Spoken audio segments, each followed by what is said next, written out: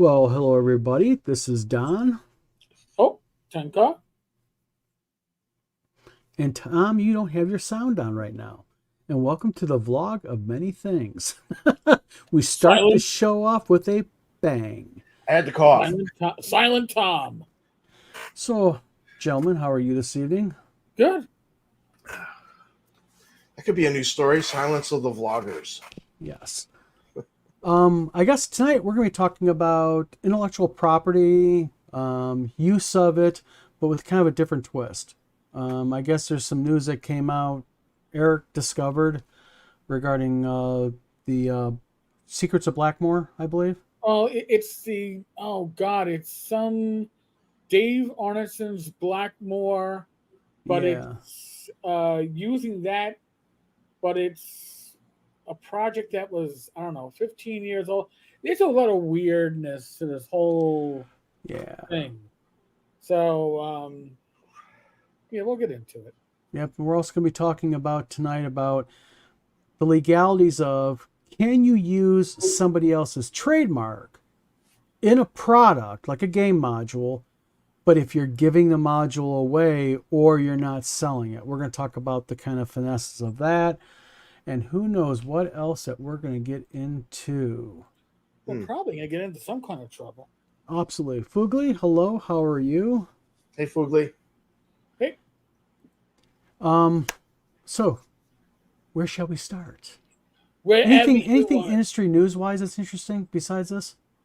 I guess the I don't want to say the resurrection of, but I got the resurrection of Zach Smith. Zach is going to be is actually the writer of the adventure that's included in the Lamentations of the Flame Princess catalog being given out at Gen Con. Zach Smith has an adventure in it. So I do recommend folks go to the Lamentations of the Flame Princess YouTube channel. Listen to James. He's whether you agree with bringing Zach Smith, James uh, Raggy, right? James Raggy is the one that's doing it. But whether you agree with bringing back Zach Smith to the world of publishing, um, my standard line, I wouldn't piss on Zach if he was on fire. Rhythm Pleasant Land is one of the top 5 RPG adventures ever written. So the man is talented, even if he is, in my humble opinion, from my interactions, I can't speak for anybody else, an asshole. Well, let me ask this question.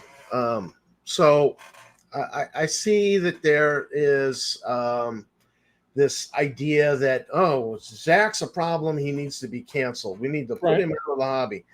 Mm. Okay. So does that mean that because he screwed up, he never gets to work again?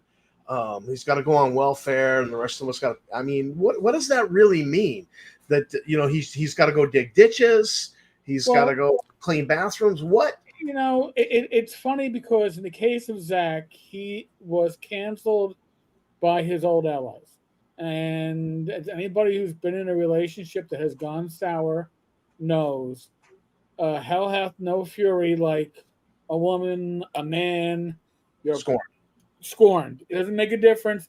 So once he was no longer in, he was out. I mean, as a personality, he was never in with me, but Well, I could that's a appreciate the work. lot of industries, if you will, or Oh yeah, cliques. You know, I have to admit, I don't know much about the guy. I've never had an interaction with him. I've never talked to him. I just know what I've seen, watched. We Um, studied him during the Cleo Wiseman affair, and yeah. Tammy did. She's a speed reader, so she did a lot of reading of his material, and she said, "This guy can write." I mean, this guy, Eric, you always pay that compliment about Red and Pleasant Land being one of the Yes. best top 5 RPG. Tammy's like, this guy can write. And then she went and looked at his education. Oh, well, yeah, he's no slouch. So the guy's smart. He can write, but he has pissed people off. At what point, do you cut a guy a break? It seems to me like James Raggy's well, saying, cut the guy a break. well, to me, my opinion only. I think it has to do with what that guy did or that person did. You know, Mm, there's people who screw up. They got a big mouth. They use that big mouth. They say some dumb shit. They piss people off, and then they kind of redeem themselves a little bit. And then you have, the walking sewers that just are unredeemable because they prove it time and time and time again that they just don't care. right. So it Well, to me it's just a case by case basis. But yes, well, there are people that in don't deserve it. in the case with Zach, anybody who's interacted with him has their own opinion of Zach. Many of those opinions fall along my lines, but others have had great interactions with Zach. I think if you agree with him, you'll be a lot better off than if you disagree with him. But just an observation doesn't make it legit. But the thing is, when Zach and his I don't know whether Mandy was his legal wife or common law wife, don't know the details, don't I really think care. common law. Okay, so once they were no longer a thing, she made accusations, which then got taken up by the tar and pitchfork crowd, and I think it was also in the era. Forgive me, in the believe all women, but the only problem is there were women on both sides saying different things about what happened. So how do you decide who to believe? But Mm-hmm. I got a lot of not enough. I had some significant voices in the community getting pissed off at me because I wouldn't condemn Zach and call him a bunch of things that I don't call people. And my argument was he's never been charged with a criminal offense. I mean, not even I'm not even saying he was never convicted. He was never charged with any kind of criminal offense. So for me to call him or label him something would make absolutely no sense. And then I was attacked because I wouldn't call him out. Well, see, that's where I draw the line too. I mean, people can say anything they want online. And if you've got a bunch of friends with you who are willing to hop on the bandwagon with you, they Mm-hmm. can make accusations. But accusing people, of heinous criminal crap, Right. you know, it's sad that a lot of people online aren't smart enough to go, well, I'm hearing all this, but if he was really guilty of doing something like this, they would at least have charged him. Now, granted, Yeah, doesn't mean he's going to be found guilty, right. but I mean, Yeah. I've often said it again, 20 years in law enforcement, a civil, an allegation in a civil trial needs a preponderance of the evidence. So if you got a yeah. scale going on, one is just a little slightly higher than the other, Hmm. 51-49. Whereas in a criminal case, you need to be like ivory pure, like 99.9, Yeah. beyond a Beyond reasonable a shadow doubt. of a doubt. Yeah. Well, beyond a reasonable doubt. Yeah. You can always have a doubt. It's like, well, he maybe that bullet was fired by somebody 75 miles away. It just fell out of the sky and took Hmm. it. Maybe my shot never even hit. Well, I mean, the evidence shows uh, absence and act of God or some other weird force. Well, No. keep in mind also one thing, and this is not just a female thing. Men do it too. But whenever you have the relationships break up, usually there's one party pretty pissed off. Yeah. Usually. And, like you said earlier, no Fury as an ex scorned because people point fingers, and the easiest thing to do is let's point the worst finger I can at that person, Right. and they do it, and both men and women do it, and then you have, and once that gets out, Vic, Big Vic, just said court of public opinions is an MF, or he's right Yeah. because you can go online and say, I think Eric Tenkar is a great guy, and people are going to go, yeah, I agree. But if someone goes online and starts saying all this other heinous crap about Eric, and then their buddies get online and do it, people love that stuff. They love to kind of get churned up in that nastiness and everything.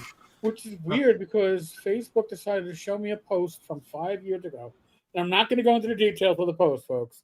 They're not going to reinvent history, but it showed me somebody who was saying shit about me that was flat out lies, Yep. and I had to confront it.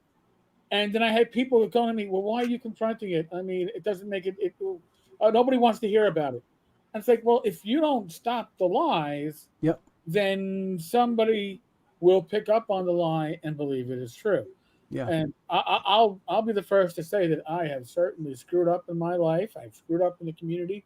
When you're in the OSR for 14 years or whatever it is, you're certainly gonna stub your toe, fall on your face, pass gas, whatever it is, you're gonna screw up. Own up to it. But Yes. again, the thing is with this whole thing with Zach is that it had repercussions that went beyond just Zach. It had repercussions for James Raggy, who was his main publisher, and James, under a lot of pressure, and I'm sure soul searching, was like, "All right, you know what? I can't work with Zach." And it didn't stop the pitchforks and the tar and feathers from still coming after Lamentations. Yeah. Didn't stop it. So I mean, They're never happy. appealing to the mob doesn't necessarily free you from the mob. It just makes the mob smell. Oh, we got power. We can keep on doing this. So And they know, and a lot of people utilize it because they know once it's online, it's there. Yeah. I mean, it's going to be there forever. If people dig deep enough, they'll find it. And then they're like, oh, he hid it. Oh, no one hid it. I didn't hide the damn thing. Just, I don't sit there and broadcast, and keep posting people's bullshit, Well, I think if you go back to the metaphor of the lynch mob in the Wild West, so the lynch mob comes, they want to hang a guy because they don't like him. He's no good. He's pissed everybody in the town off. So all right, fine, we let him hang this guy. What are they going to do tomorrow night? They've gotten a taste for blood. They're going to want to hang another person. They're never going to be happy with just one. It's like tattoos. You can't get just one. It's. I don't have any, so I don't have any, but I was told that by a friend who was. I only have a couple. He has one-ish. It's like Pringles. You can't just eat one. Oh no, you can't. No. That's why you got to get those small Pringles cans. The thing. If you don't, then it's gone. So you're taking a stand to confront something that's a false. Is probably the absolute right thing to do. Unless just bring it out in the open. Well, but then there's the people, and Eric, you have your ultra fan out there. Oh, a certain guy who likes guitars, who no matter what you do, he always kind of goes underneath you. You know what I mean? And it doesn't matter. I got my fan. Super fans. So I mean, you just gotta grin and bear it. You know what? The way I look at it anymore is if it's true, I own up to it. I apologize for it. I move on. If someone else doesn't want to move on, tough shit. Don't move on. Go stew. I am. But some people, you just can't get away from them. Here's what I think I would do with Zach Smith and James Raggy. Look, it's been a long time, and I haven't heard anything about Zach Smith. Okay, he was never charged. I know he was canceled. I know he's got a checkered past. I'm not in sync with a lot of the things in his past. But you know what? I would buy, just on Eric's recommendation, I would buy a product he's written or that he's included in just to see. And, and then if I began to see evidence that the guy's turned a corner, I love a good redemption story. If he's turned a corner, fine. But how do you determine if that person really turned a corner or if they're BSing, and you do it because of you do a wait and see approach? Yeah, you got to go slow. You got to go slow. Yeah. And the Bible says you will know them by their fruits. If the tree is poison, it's going to have poison fruit. And if the tree is healthy, it's going to have healthy fruit. And so, I mean, if he's still the same old Zach, then he's the same old Zach. But I don't think I don't think No, anybody deserves to be canceled forever, except maybe Adolf Hitler or Joseph but Stalin or somebody like that. again, maybe, and I don't know. Maybe the fact that Zach, again, speaking from opinion, is an asshole. Maybe that's why his work is as good as it is. All right, maybe if he farted unicorns and rainbows, everything would be shit coming out of his creativity. So I don't know. Maybe that's the edge he needs. I'm not here to judge. I'm just saying that he at Red and Pleasant Land is one of those top 5 books Mhm. ever. I mean, could be top 3. It's not for me to Well, judge. Depends on my day. being an asshole on an interpersonal level does not mean you can't write and make good Right, games. right, and it You doesn't know, mean that it's listen. We've all seen it, like Call of Cthulhu, right? Well, Cthulhu mythos. You got to walk away from that. They're not walking away from as this stuff opens up to Creative Commons, not Creative Commons, sorry, public domain. Mhm. Other companies are jumping on the ability to write mythos stuff. At the same time, going, oh well, we want to stay a little bit arm's length from the creator, but we're happy with the creative stuff because we can make money Mhm. off it. Then just shut up about the creator, and if that's the case. I mean, Yeah, you don't got to make any statements. no, Why does everybody has to make a statement? yeah, That's kind of like my problem with WotC. Why did they have to put the disclaimer in front of the book? There was no need for it. no. Just write your material. You own the IP, and put it out the way you want. You don't have to, you know, make a stand in the very beginning. Type Well, stuff. But the reason why I think it's there for multiple reasons. oh yeah, Obviously, it's there to, put their flag up, say, hey, look, we're showing that we're responsible. But at the same time, I think they're making that statement because we'll make a blanket statement. So if we miss something, if we're not offended by something, but now this is offensive 5 years from now, we already disclaimed yep, everything. yeah. So if suddenly crossing the street and jaywalking becomes a felony punishable by death, and we had it in the book, we've already disclaimed it. Said no, it isn't. No, no, no. We're good. We're good. No, Hmm. that's why. You know, it's it's actually in the update of something similar in the update of playing at the world. I've had numerous people who pre-ordered the book sending me screenshots today, at least 3, maybe 4 at this point, who have there's a paragraph where John plants his plants his flag, and honestly, nobody will ever self-identify as a misogynist or a totalitarian or nobody sees themselves as that. So to Hmm. say if you see yourself like this, I give 0 fucks if you buy my stuff. Hmm. They're not going to see it because they don't see themselves as that.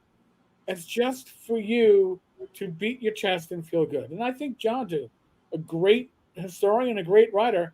I don't know why that had to be put in the book. Yeah. Again, you know, Yeah, Life moves on. I mean, it's how people are, and he's back, and I hope that he puts out decent games and you know becomes a better human being. I mean, I'll but take 1 out of 2. All right, yeah, I'm not really concerned about the second. It's I'm not looking to break bread, share a few beers. No, no. Joe the lawyer, who has actually years ago got a chance to hang out with Zach, was like, "Oh man, I should get you guys together when he's in New York." I went, Joe, no. no, there's no, Oh, you're not gonna, we're not gonna break bread, and that's okay. Don't need to. yeah. Not everybody in existence needs to be somebody that I get along with and like, And but see, there's the trick. I don't have to. Yeah, you know, You don't have to give everybody a hug at a convention that you see. Well, maybe, as long as they're clean and not stinking, you're probably going to get a hug from me if you want it. That's okay. Oh, But so when Zach comes to a convention, you're going to give him a hug? he wouldn't want a hug. He Well, wouldn't want a hug. But you I want to will say inspect the this. hands for daggers before you Mhm. give the hug. No. But if he first off, if we were at the same convention and he went, brother, I'd be like, all right, what the? Somebody needs to take this picture and actually look. It really happened. Yep. Look. And we I'd would be- sell it at Wizard Tower Games on big 36-inch posters because I'd probably make some bucks off of that. Oh, Eric and Zach hugged. I listen. I thought this past Sunday's live stream would have broken the internet, but the OSR would have been like, I always knew it was the three of them were all together. But I had a great time on inappropriate characters. I was surprised. Yeah, And don't take this wrong. I want to clarify my comment. Is, the reason why I was surprised is because, Venger Satanis, who is a really talented game designer, I thought, he would be a little bit more fringe. He was actually kind of held back a little bit, hold himself back a little bit. Back in 2016, Wenger and I had breakfast together at GaryCon. Wow. Just the two of us.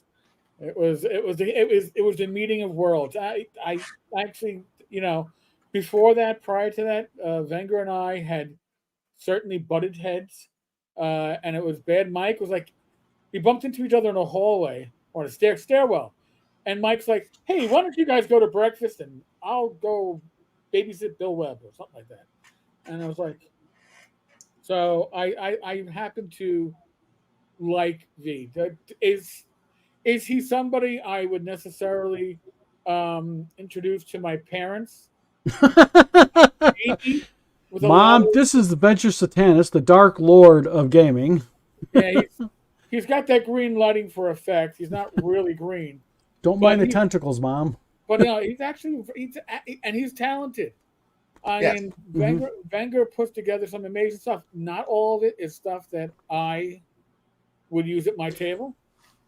But you know what the nice thing about that is, you have the ability to go ahead and say, although his game style or his game type is not my cup of tea, I can still see the talent behind it. I can still God. see, what he's doing there. And he's a talented game designer.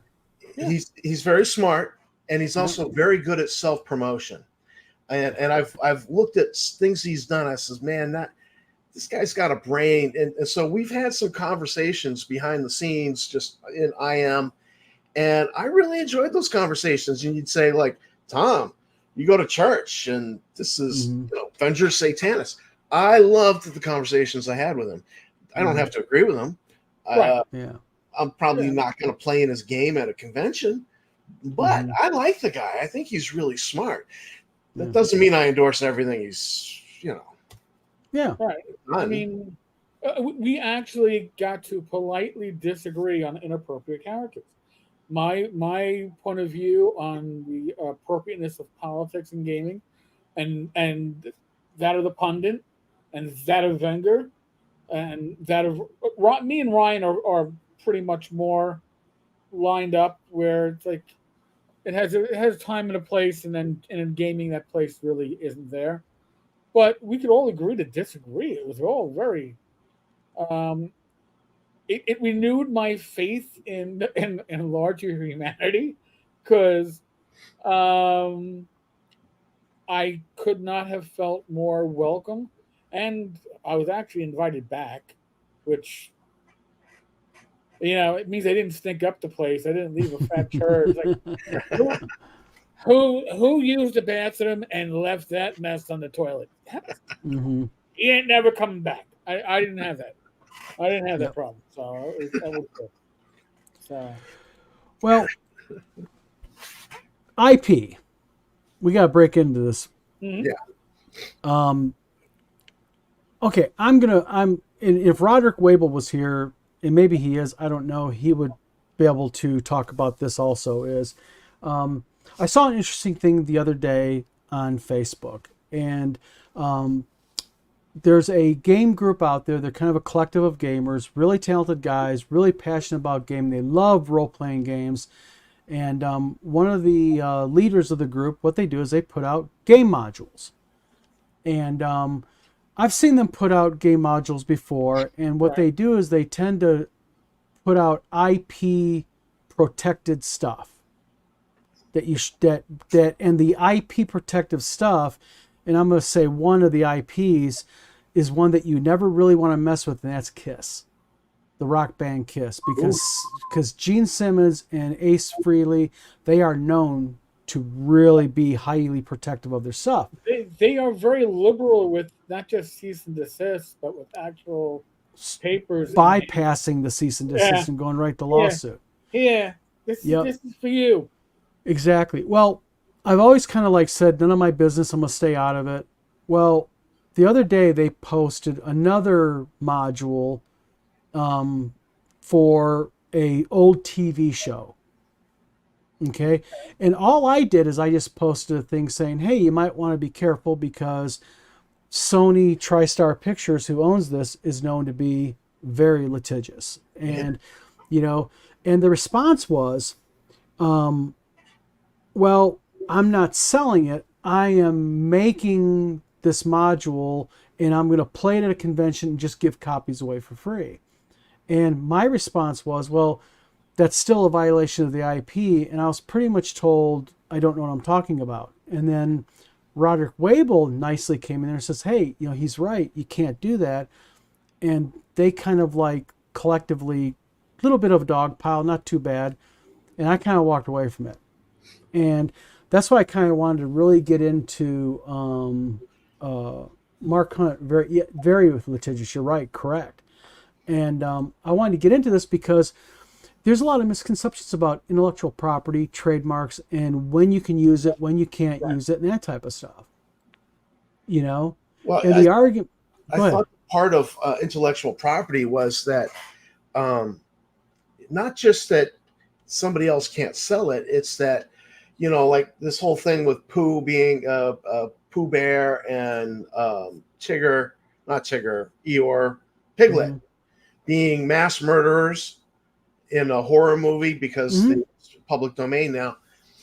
You know, so what if they're not making any money off the movie? Well, you know, and if it was still under, you know, it was no longer, if it was not in public domain, they would get sued because the owners of the property don't want you mucking it up.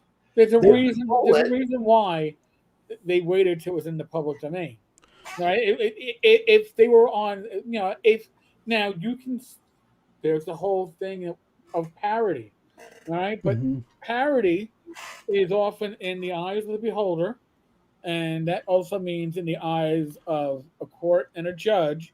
So be careful before you wade into it. It's going to be pretty short. And you make a point there, Eric, because basically there's a thing called fair use doctrine. Right. Okay. And it's like, what, because under fair use doctrine, there's what can you use a trademark, someone else's trademark, and when can't you? And a thing like you can use trademarks, you can use them for things like news reports. You can do a review of a product. Like I reviewed a certain game company's Goblin Game and Orc game. I can do that. It's a critical review. You can do comparative advertising. So like as an example, I can say, if I own Pepsi, the Pepsi Coke Challenge, Pepsi was not in violation of Coke's trademarks. Right. And you can do parodies.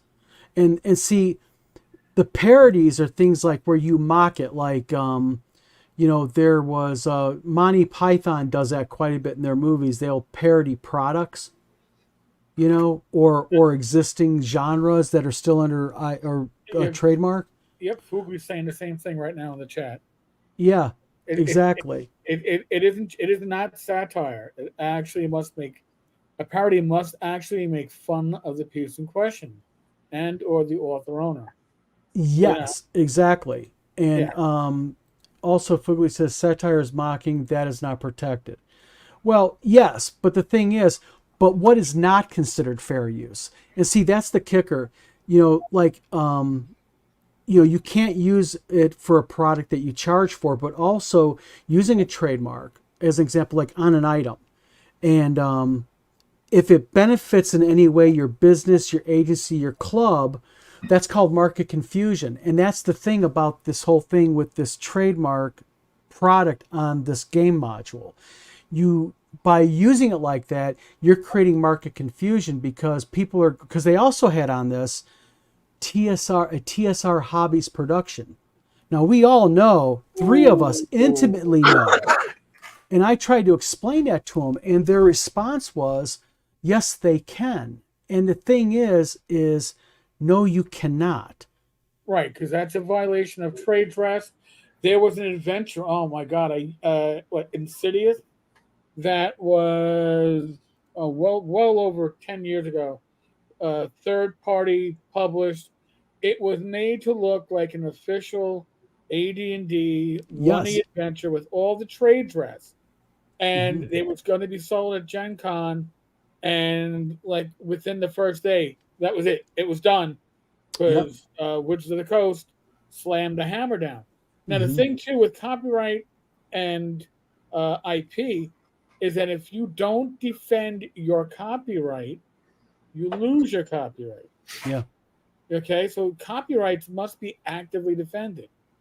Yes. IP is you somebody else can use your IP. It doesn't jeopardize your IP, but it can dilute your IP. Yes. Okay, it suddenly becomes like, oh well.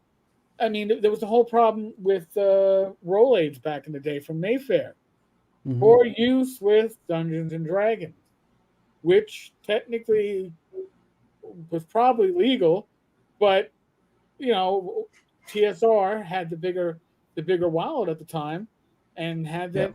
that literally locked down in court because they were arguing copyright, they were arguing trademark, they were arguing a lot of stuff. And see, this is the kicker about this is that there's another thing the way the courts look at this, and actually the TSR Hobbies WotC lawsuit that's still ongoing addressed this, and WotC addressed this, and the way they addressed it was that if you're using IP as an example, and you're creating market confusion if you're making it appear that it is sanctioned by them or they're endorsing it. You can't Right. do that. And by having a TSR Hobbies production across the top, that is telling, no matter who looks at it, that would tell me saying, oh, TSR Hobbies and the owners of TSR Hobbies endorse this. And it's just, it's, that's the problem with people with IP. And the other argument is that they used, well, they're not going to worry about a little guy like me. Well, this is the problem with that. It's always nice to say that until they do worry about you. Right. Well, there was a fan flick, a Warhammer 40K fan flick being worked on. I want to say 10, 15 years ago. And so it was being worked on in Europe. And, Games Workshop came down with the big old hammer. And the fans were like, you assholes. Well, the problem is that the laws were a little bit different, and if they allowed it to go on, that they would lose control of that. So it was just like, no, we have to protect our IP, we got to protect our property. And they came down and they said, no, you can't do this. But this thing had been in production; they had done filming, as I understood it, and fans were up in arms and just like, and yet these probably same fans were still buying Space Marines for 40K anyways. But it was a big thing, and I don't know if you guys remember, but I want to say 10, 15 years ago. Yeah. Well, also, Tom, you mentioned Winnie the Pooh, and this is something people don't also understand, and I'm seeing it online more and more with Winnie the Pooh, is you cannot use Winnie space the space Pooh. Winnie the Pooh. That's a violation of their trademark. You have to hyphen it. Winnie hyphen the hyphen Pooh. That's legal. Pooh is legal. But Winnie the Pooh with no hyphen, that's a violation of the trademark. And see, these are the nuances that people don't understand. Right. And their argument is well, I'll do it. And what are they going to do? Send me a C&D? Well, maybe, Right. maybe not.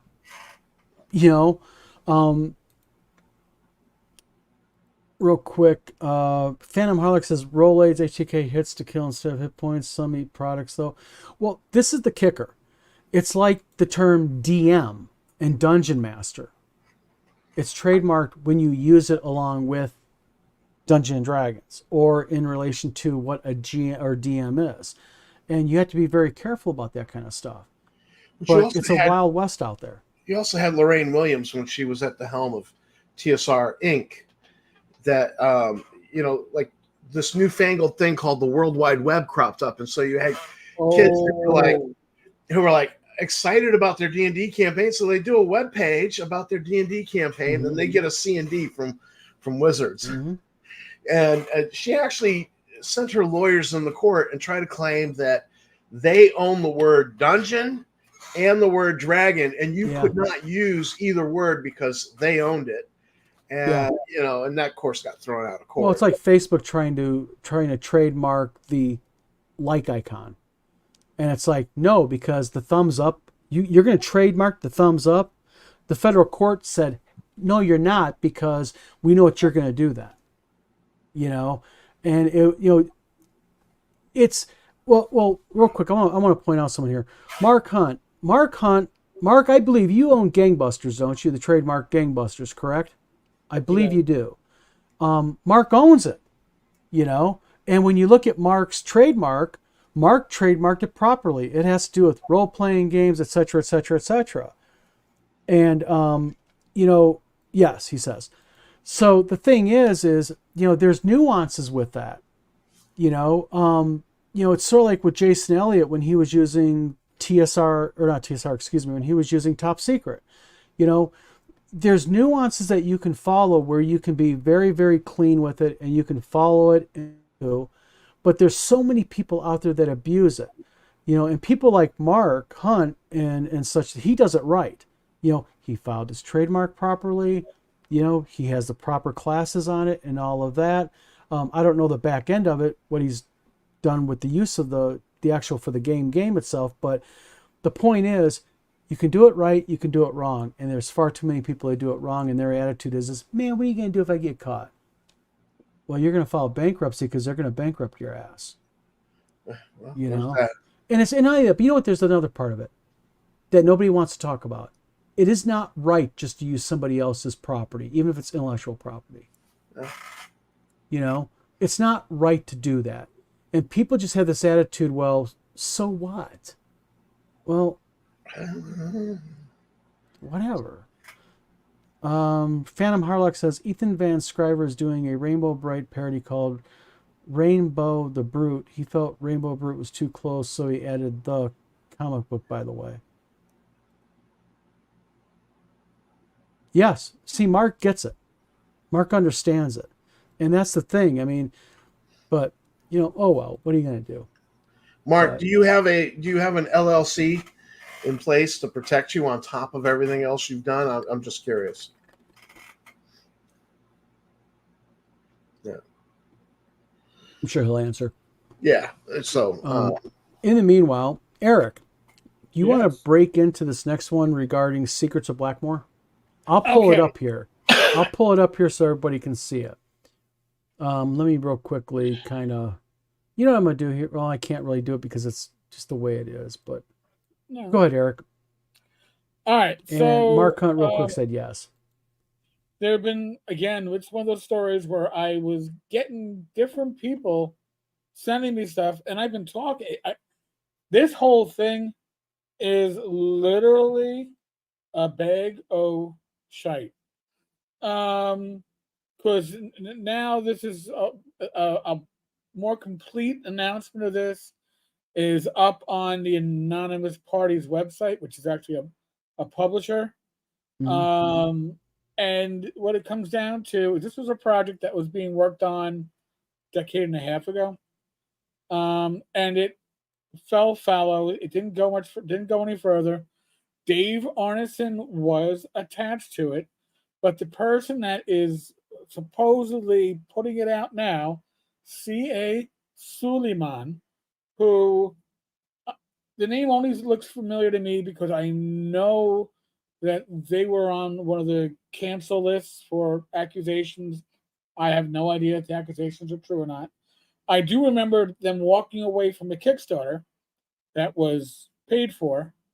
I don't believe it was ever delivered, but they're the ones that are releasing this at Gen Con. Now, my understanding is that they're releasing this at game sessions at Gen Con as, remarkably enough, a free uh, gift with attendance. But the attendance at these game sessions is like $45. So, but if you were attending it, you get a copy of this Dave Arneson's Blackmore adventure that the Arneson estate is saying they wanted to have some input on it. They wanted to see a contract that said that Dave was involved in this, and that wasn't forthcoming.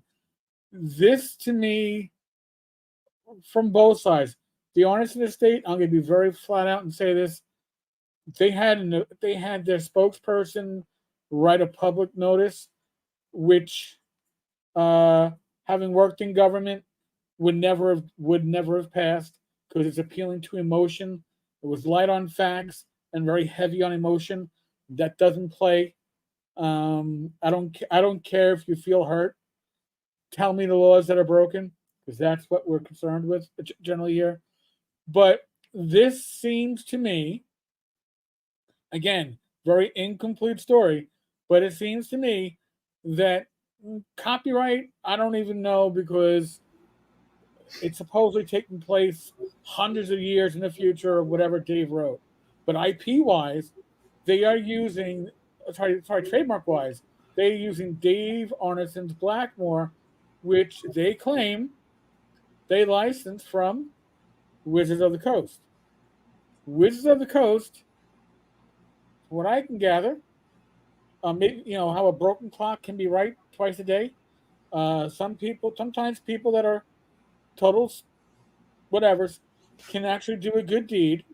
This trademark was briefly owned by TSR before being given to the Arneson estate. Yes, It is that's true. registered to the estate. People that have looked closely at the new Greyhawk map coming out in the new DMG notice that Blackmore is no longer on the Yep. map.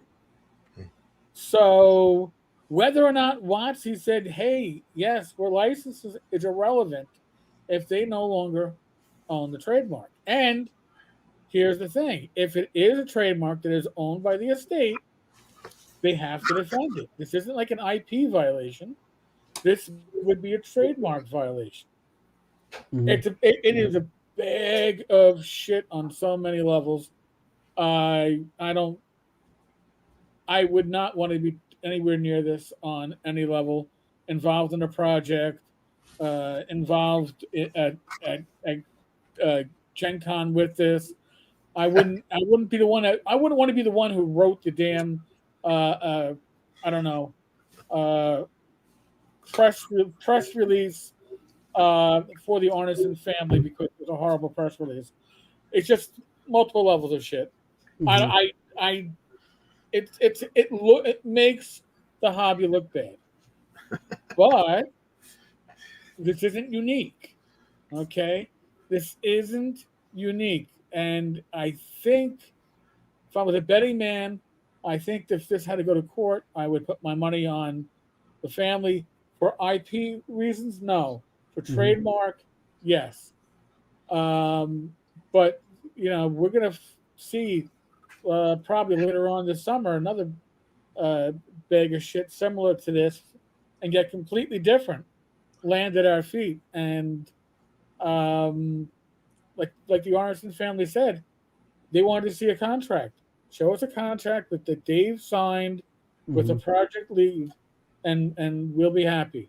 Well, that is often what it comes down to. Verbal contracts, you know, especially when you're dealing with strangers.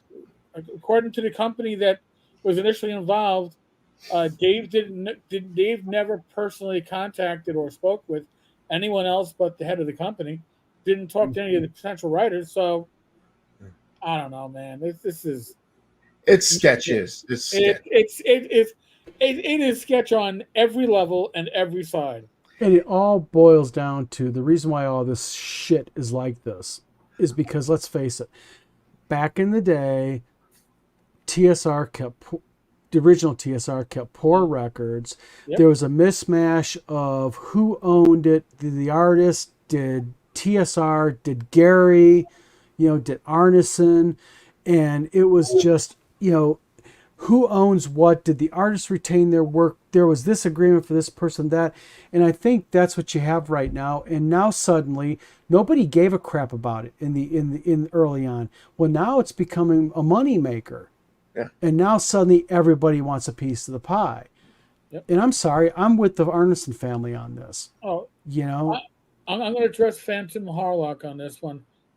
Sure, those reprints are that was TSR era stuff, but it doesn't. If you don't have the rights to the trademark, and I'm sure WotC, having published the original, has rights to publish that, you can't sublicense Dave Arneson's Blackmore to another party unless you have a contract that explicitly says that you can. Again, if WotC felt that they had the rights to Blackmore, it wouldn't have been removed from the Greyhawk map. Now, I would assume they did that out of politeness and kindness to the family. I don't think that they were thrilled about how the trademark landed with the estate, but they weren't going to cause issues, as the estate wasn't causing any issues. And they said, you know what? This is an easy one to solve. We'll remove it from the next map, and it's over and done with. So for a third party to now come out and literally put that trademark for the estate in jeopardy is foolhardy. yeah. Honestly, it's foolhardy. But that's our hobby, right? Yeah. Foolhardiness is part and parcel. People, it's just in the last 3 years, how much has this hobby changed with attitudes and opinions and the way people act about it and do, and the legality, take that even out of it. You look at the legality of everything that's going on, the court cases, just the OGL, where everybody used to like religiously be, I want a part of that. Now it's like, oh, You know what? I'm gonna publish under copyright because you can't copyright rules. So I'm gonna publish under that.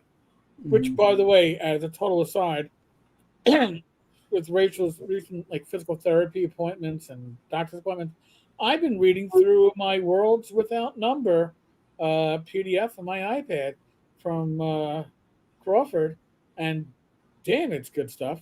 And it's got and it's no OGL in it. He's going to be, I believe, he's going to be releasing the core system to Creative Commons. I don't think he has yet, but there's a lot of stuff in there that's damn good. And you read it and you go, oh yeah, this is D&D. Yeah, it's D&D. He's great stuff. I love his Stars Without Number RPG. Oh yeah. But the thing is how many D&D RPGs, that are D&D like RPGs are out there. I mean, the whole thing is I'm not familiar with it, to be honest with you. But I mean, is it unique in any way? I mean, like how does he differentiate Stars Without Numbers to D&D?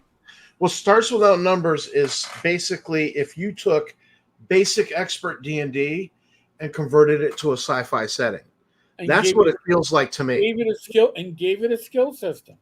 So now Worlds Without Number, I don't know if Stars Without Number has it, but the talent system. So there's a lot of moving pieces. You can make your multi-class characters by generally like splicing together. There's only 3 character classes, Okay. essentially, but by your backgrounds and everything else, every character is unique, and you can splice together what is essentially spellcaster, expert, or warrior. An expert is Gotcha. anything from your thief to your woodsman to whatever. They're special. They're the ones that have bring all the skills to the table. Everybody has their own little niche. This And is Gotcha. exactly like Stars Without Number. You've got your military types, your Tex X, the guys who Yep. do technician kind of stuff, and then you had your psychics. So your space magic. So if it's warrior, technical guy, and magic user are the 3 classes. It's exactly like Stars Without Number. And Stars Without Number is an elegant system. And I know it's in 2nd edition. I've not looked at 2nd edition, but there were free rules still for are. Stars Without Number that Good. was everything you needed as a player. Yep. He just left out the Game Master stuff. And it's even the game master stuff. I mean, like in World Without Number, what's essentially removed from the free version is like leveling beyond level 10 is the main stuff that you're really losing out on. Other than that, it is a very complete, and his tag system, damn it.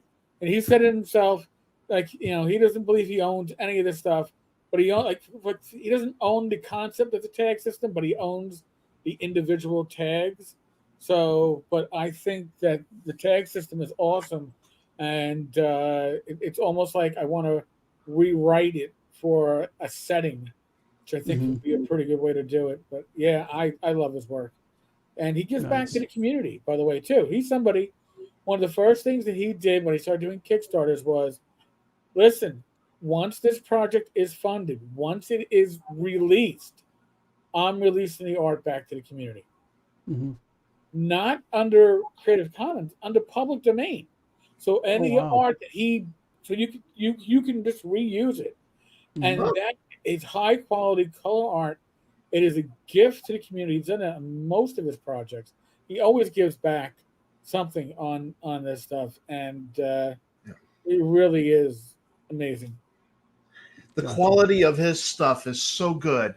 I downloaded the free material, said, oh my God, I need to know I'm not seeing.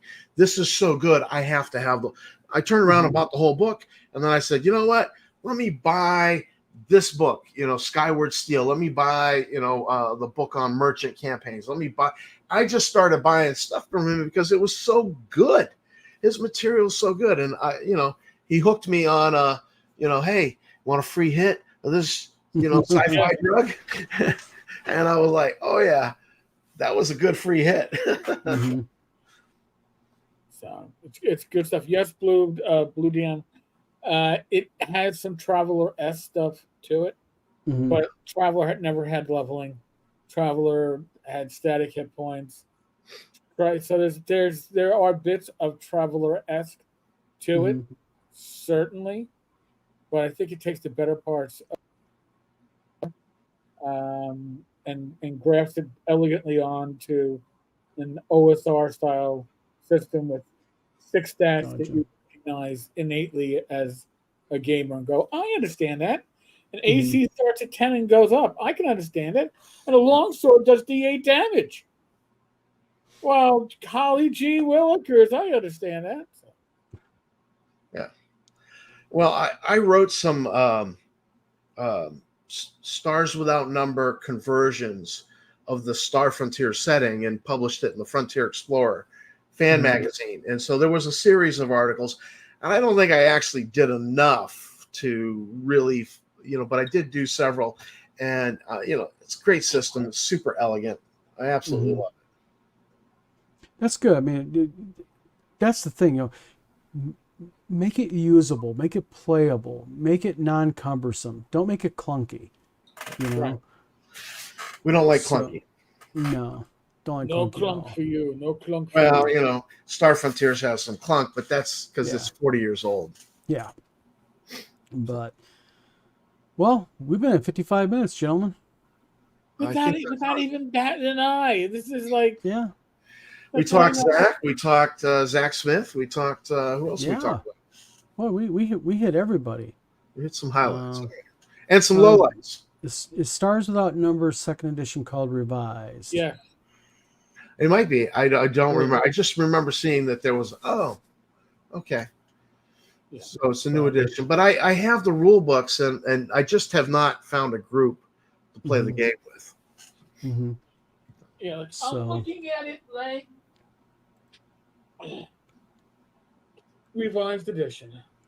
That's a big book. That's a beefy little brat Oh there. yeah, no, it's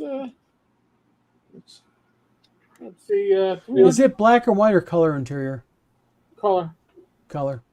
but it's That was not a cheap book to put together then. First edition was black and white, I think.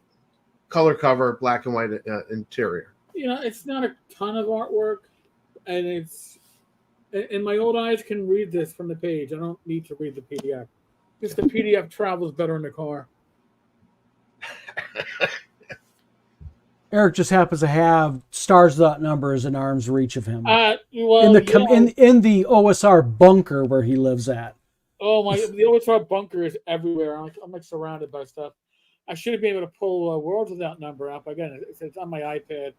I think I'd have to stand up and dig through a pile to get Yeah. it. I'm sure my copy's buried in there with all the sci-fi RPGs.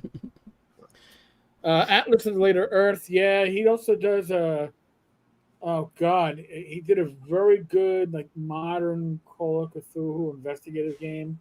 Mhm. Godbound, if you like playing essentially superheroes. He's Mhm. he has his own cyberpunk out. That was the last one. Cities Without Number. Just good stuff. Outgunned. So, all right, gentlemen. Well, I'm glad Right Mark now. showed up. I learned something about him tonight. I feel like, all right, on faith, I take this guy on a certain amount of on faith. He's done things the right way, and Mark is good people. I want to see Mark back at North Texas. I was actually Unchained, Unscripted and Unchained actually had me thinking about writing a Gangbusters module. Oh shit! So he kind of scratched some juices, some itch there, and I was like, "Ooh, I Gangbusters DX plays very well. We played it with Glenn ran a session at North Texas. It plays like it plays very smooth, very very dangerous. the Gangbusters BX." Yep, that's Mark Hunt. Yeah, I was like, "Oh, I feel an urge to write a module." we all feel urges to write modules. It's what we do. But, all right. Well, Eric, Tom, It was good seeing you guys tonight. man. Glad I showed it's up. good seeing y'all. Yeah, definitely. Appreciate everybody who has been commenting in here. Mark, thank you for commenting. Terry, Flint, Phantom, Bloody M, Foogly. If I'm missing someone, my apologies. I think, let's see, John Miller was in here. Thyatis was in here. Dave Thompson. Blue DM. Big Vic, yep. And Big Vic. Yep. Holly was in here. So, but everybody, appreciate you guys tuning in the video tonight. We'll figure out what we're going to do next week. Let's figure it out. But, yeah. So, everybody, thank you for tuning in. This is Vlog of Many Things. I guess we're going to sign off, guys. Later, folks. All right. We'll talk to you guys later.